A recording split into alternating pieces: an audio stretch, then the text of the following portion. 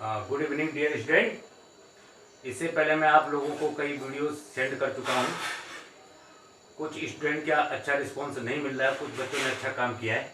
आज हम मैट्रिक्स में आगे चलेंगे। आव्यूह में सहखंडज एवं प्रतिलोम। सहखंडज मीन एडजॉइंट निकालना है और प्रतिलोम माने इनवर्स। इससे पहले भी हम आव्यूह का प्रतिलोम निकाल चुके, वो प्रारंभ एलिमेंट्री ऑपरेशन द्वारा निकाला था।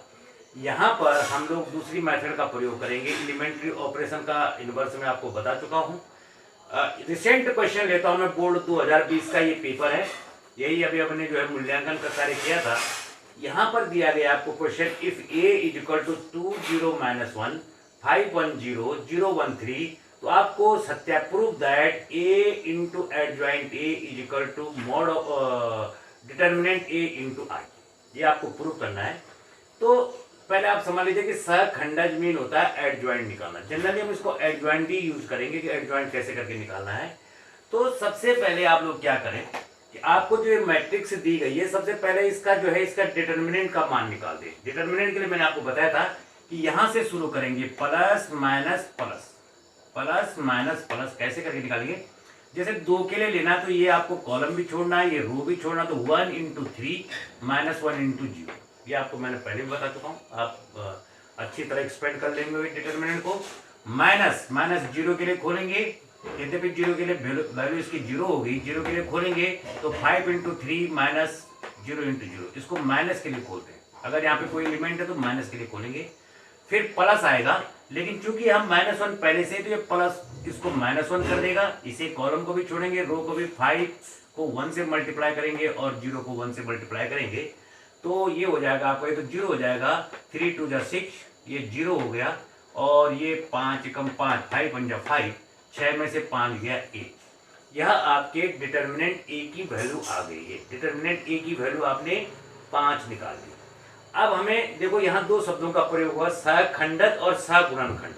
पहले हम सहगुणनखंड निकालेंगे। कैसे आपको निकालने हैं ये आपको हम सिखा रहे हैं। Plus minus plus, minus plus minus, plus minus plus.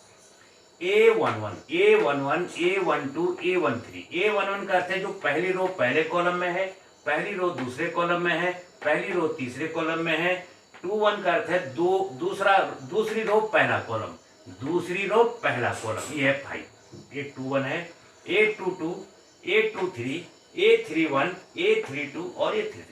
बड़े केयरफुली आपने ये वैल्यूज आपको निकालनी है, क्योंकि अगर यहाँ पे जरा भी गड़बड़ हुई तो आपकी जो है एडजॉइंट की मान जो है गलत हो जाएगा। तो देखिए, प्लस माइनस प्लस, फिर minus plus minus, plus minus plus. Generally आप एक तरीका और देख सकते हैं कि जैसे A11 1 और 1 को प्लस करके 2, अगर ये इवन वैल्यू थी प्लस लगाना है। 1 2 ये और वैल्यू है, 2 और 1 3 हो गया तो यहाँ माइनस लगाना है। 1 3 4 हुआ तो 4 जो है इवन है तो यहाँ प्लस हो जाएगा। 2 और 1 प्लस करेंगे तो 3 और नंबर तो इसके पहले माइनस लगाएंगे। जो भी जिनको भी प्लस करके देखो, ये जो है आपका 2 2 ये इवन नंबर आया तो इसके बाहर प्लस होगा। ये 2 3 5 और नंबर आया तो ये माइनस होगा। किसे माइनस करना है, किसे प्लस करना है। 3 1 इवन नंबर है, 4 हुआ तो यह प्लस होगा। 3 2 और नंबर है तो ये माइनस होगा। एंड 3 3 इवन नंबर है तो प्लस होगा। इसके बाद A11 ये है A11, तो ये कॉलम और ये रो छोड़ दीजिए। 1 0 1 3 आप यहाँ पर लिख दीजिए।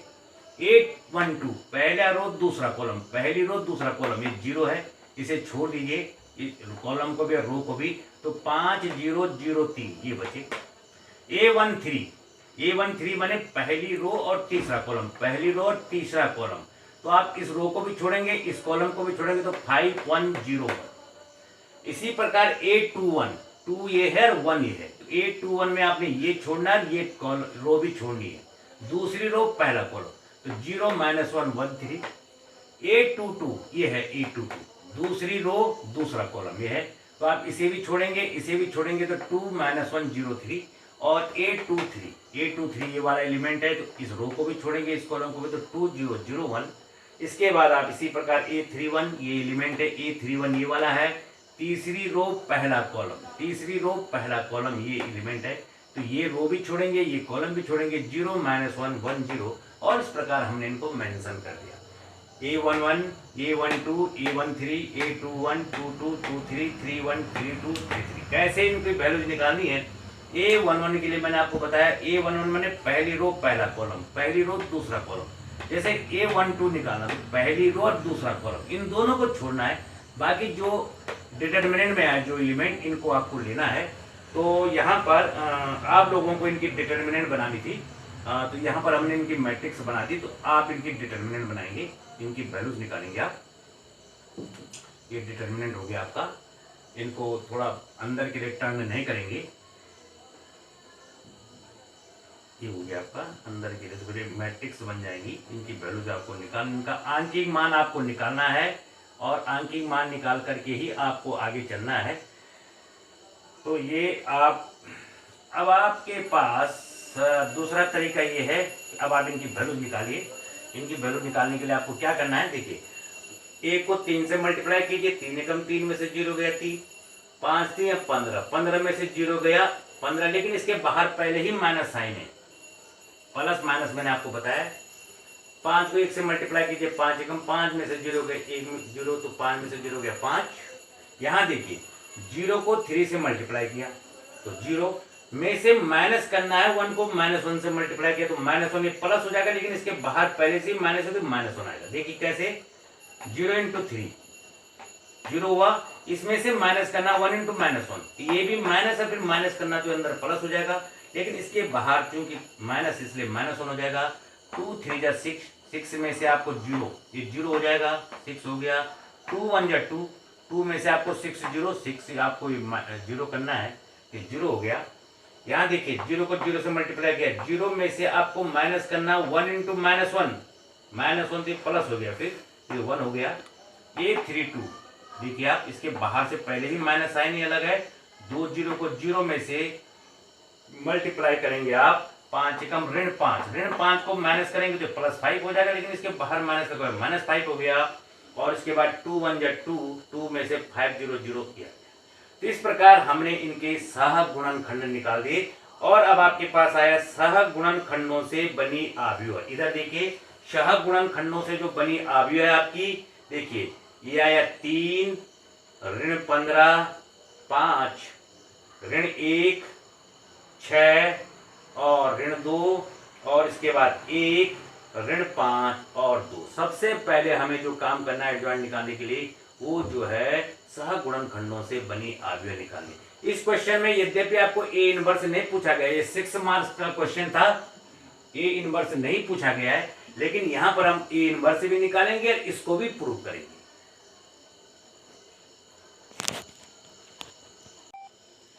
तो यहां पर हम लोगों ने सहखंडों से बनी आव्यूह बनाई थी।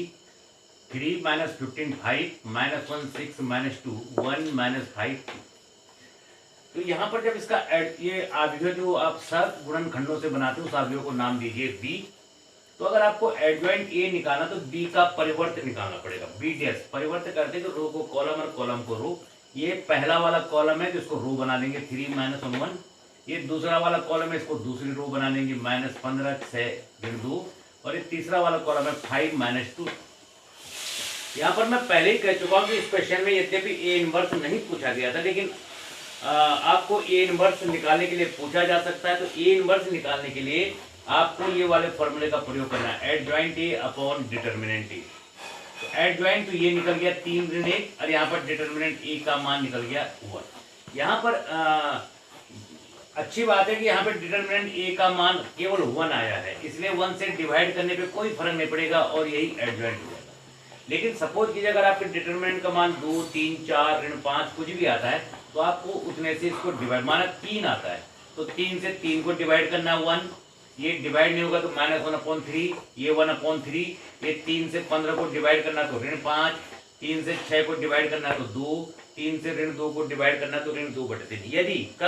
यदि डिटर्मिनेंट ए का मान 3 आता है तो उससे आपको प्रत्येक एलिमेंट को डिवाइड करना पड़ेगा, क्योंकि एक से मान निकालने पे कोई फर्क नहीं पड़ता। इसलिए यहाँ पर आपके लिए और इजी काम हो गया कि यहाँ पर जो एडजॉइंट ए का मान, इनवर्स ए का मान और एडजॉइंट ए का मान बराबर आ गया, क्योंकि यहाँ पे डिटर्मिनेंट ए का मान 1 आया है, तो ये सही है। ये क्वेश्चन में नहीं पूछा गया था, ये आपको एक्स्ट्रा इसलिए समझाया जा रहा है कि क्योंकि बार बार वीडियो बनाना संभव नहीं हो पा रहा है, इसलिए अगर आपको जिस क्वेश्चन में ए इनवर्स है तो आप ये निकालिए, जिस क्वेश्चन में इस टाइप से। अब आपको प्रूफ करना फाइनली ए इंटू एडजॉइंट ए, ये है डिटर्मिनेंट ए, ये अवयव ए है और ये इसका एडजॉइंट है। देखिए ये एडजॉइंट है, इन दोनों को आपको मल्टीप्लाई करना है, किस किस को, अवयव ए को और उस अवयव के एडजॉइंट को। ये अवयव ए है, ये इसका एडजॉइंट है।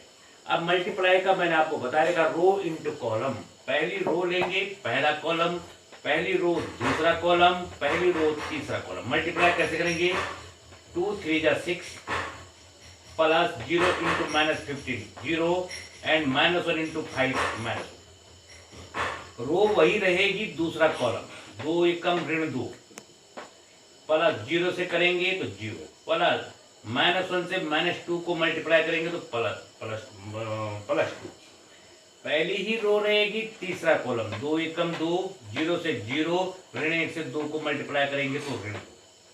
अब आप रो चेंज कर देंगे, दूसरी रो का पहला कॉलम 5 3 15 में से 1 को ऋण 15 से ऋण 15, 0 को 5 से 5, फिर वही रो रहेगी 5 एकम ऋण 5 1 छक्का 6 एंड 0 इंटू -2, फिर वही रो रहेगी, तीसरा कॉलम शुरू हो जाएगा 5 इंटू 5 1 इंटू -2 और आपके पास अब आएगा आपका तीसरा वाला कॉलम। देखिए तीसरी रो पहला कॉलम, इसको मल्टीप्लाई कीजिए तो 0, 1 को ऋण 15 से मल्टीप्लाई कीजिए तो ऋण 15, 3 पंजे 15, 0 1 टू -1 0, 1 इंटू 6 6, 3 इंटू -2। आप मल्टीप्लाई करना सीख गए हैं, आपको बता दिया गया है। अगर आप इसको प्लस माइनस करते तो ये 1 आता है, ये 0 आता है, ये भी 0 आता है, ये 0 आएगा, ये 1 आ रहा है, ये 0 आ रहा है। इनको सॉल्व कीजिए